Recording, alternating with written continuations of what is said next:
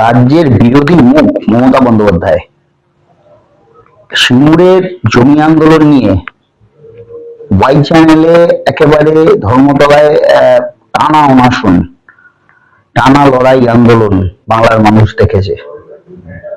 আজও রাজ্যের মুখ্যমন্ত্রী মমতা বন্দ্যোপাধ্যায় ধর্মতলায় অনশন মঞ্চে। ভিন্ন পরিপ্রেক্ষিত, ভিন্ন পরিস্থিতি।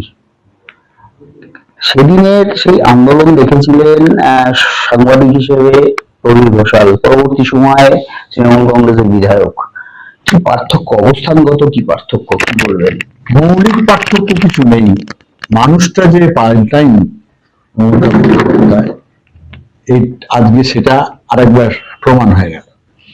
প্রতিবাদী চরিত্র, স্ট্রিট ফাইটার, অগ্নিকন্যা যে তার উপাধি মানুষ তাকে দিয়েছিল, সেই উপাধির মানুষ তার সেই মানে কি বলবো, তার সম্মানটা তিনি এখনো অক্ষুণ্ণ রেখেছেন। এটা তার প্রমাণ। কখনো দিল্লিতে গিয়ে মিছিল করছেন, কখনো সুপ্রিম কোর্টে গিয়ে লড়াই করছেন, আবার কখনো সেই পুরনো ধর্ণা মঞ্চ যেখানে 26 দিন একটানা ধর্ণা দিয়েছিলেন সিঙ্গুর আন্দোলনের সময়, সিঙ্গুরের জমি আন্দোলনের সময়, আবার তিনি লাগাতার ধর্ণা শুরু করেছেন। কিন্তু এসআইআর এ তো বর্তমানে যা পরিস্থিতি, 60 লক্ষ মানুষের এখনো ভোটাধিকার প্রশ্নের মুখে। সত্যি সত্যি যদি বিচার করা হয় তাহলে বিরোধী এই দলের অর্থাৎ বিজেপি যারা নেতা, তারা যে একেবারে শুরু থেকে বলেছিল 1 কোটির ওপর মানুষের নাম বাদ পড়বে, সেটা যদি সত্যি সত্যি বাদ পড়ে, সেক্ষেত্রে তো তৃণমূলের সঙ্গে বিজেপির যে মোট ভোটের পার্থক্য, সেটা তো প্রশ্নের মুখে এসে দাঁড়াবে আগামী নির্বাচনে। এসব হচ্ছে বিজেপির অঙ্ক।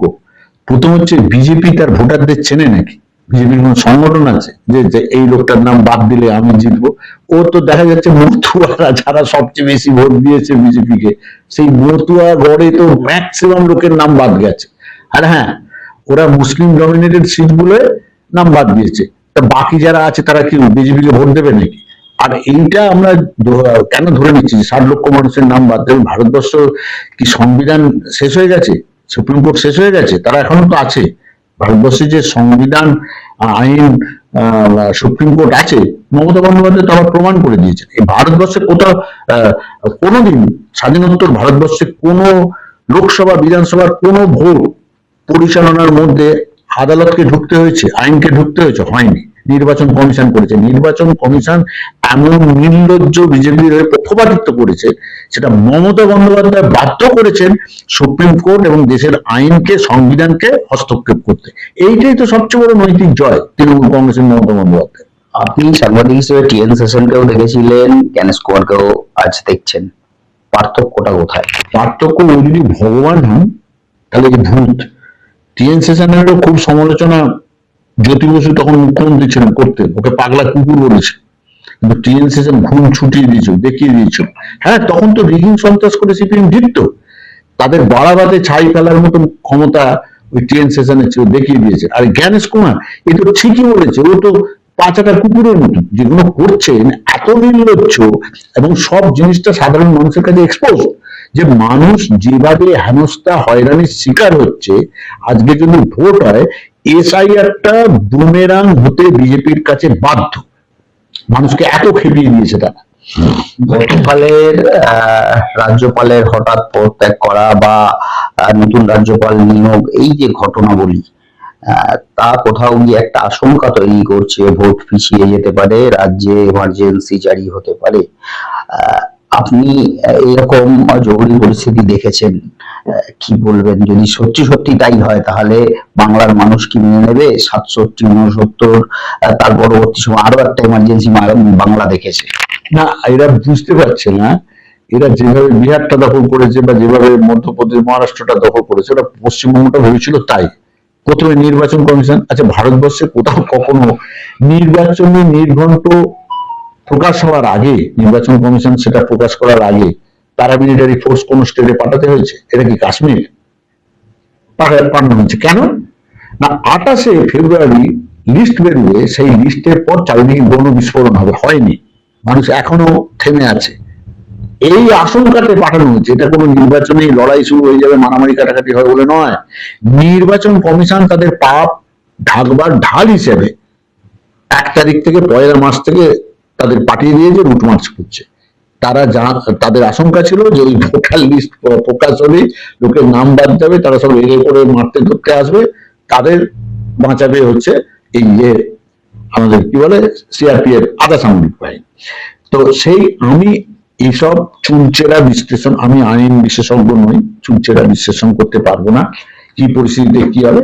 10ই মার্চ সুপ্রিম কোর্টে সওয়াল আছে, সুপ্রিম কোর্টে রিপোর্ট করতে হবে ইলেকশন কমিশনকে যে 60 লক্ষ যে সন্দেহের তালিকা, তাতে তো মন্ত্রী শান্তিরাও আছে, সেই তালিকা কাজ কতটা এগুলো কতটা হলো সেটা তো কোর্টে হবে। এটা একদম একটা সাবজুডিস ম্যাটার এবং এটা এত সেন্সিটিভ ম্যাটার যেটা আমাদের মতো ফালতু লোকেদের এই বিষয়ে কথা বলে করা কোনো বিতর্ক বাড়ানো উচিত নয়। সিঙ্গুর আন্দোলন ইতিহাস তৈরি করেছে, ধর্মদলের এই ধর্ণা তাও কি আবার একটা নতুন ইতিহাস তৈরি করতে যাচ্ছে? অবশ্যই অবশ্যই। ভারতবর্ষের কোনো মুখ্যমন্ত্রী একেবারে সাধারণ মানুষের হয়ে সুপ্রিম কোর্টে সওয়াল করছে, এটা যেন মানুষ দেখেনি। এসআইআর নিয়ে তো সারা ভারতবর্ষে তার রকম ঘটনা ঘটছে, তো সেই তার প্রতিবাদে রাস্তায় প্যান্ডেল খাটিয়ে, ফুটপাতের উপরে প্যান্ডেল খাটিয়ে খোদ একটা রাজ্যের মুখ্যমন্ত্রী ধর্ণা দিচ্ছেন, এটা তো ইতিমধ্যেই একটা ইতিহাস। আপনি দীর্ঘদিন সাংবাদিক হিসেবে মমতা বন্দ্যোপাধ্যায়ের সঙ্গী ছিলেন, পরবর্তী সময়ে রাজনীতিতে বিধায়ক হিসেবেও একসাথে রাজনীতি করেছেন। ভবিষ্যতে যদি আবারও রাজনৈতিক লড়াইয়ে আপনার ডাক পড়ে, কি করবেন? না, রাজনৈতিক লড়াই তো আছে, লড়াই আছে, মানে লড়াইয়ে সবাই তার মারামারি করে না, পাথর ছড়ে না, এক একজনের এক এক রকম কাজ। আমি লিখতে ভালোবাসি, সাংবাদিকতা পেশা ছিল বলি হয়তো, সেই লেখালেখির মধ্যে বা আমার একটা ডিজিটাল চ্যানেলের সঙ্গে যুক্ত আছি, সেখানে আমি আমার মতন করে যদি লড়াই করি, লড়াই আছে। নির্বাচনী লড়াই ডাক পড়লে? নির্বাচনী লড়াই আমি একদমই নই, সেটা দলের ব্যাপার, দলের এই সিদ্ধান্ত নেবে, ওটার ব্যাপারে আমার কোনো আগ্রহ নেই।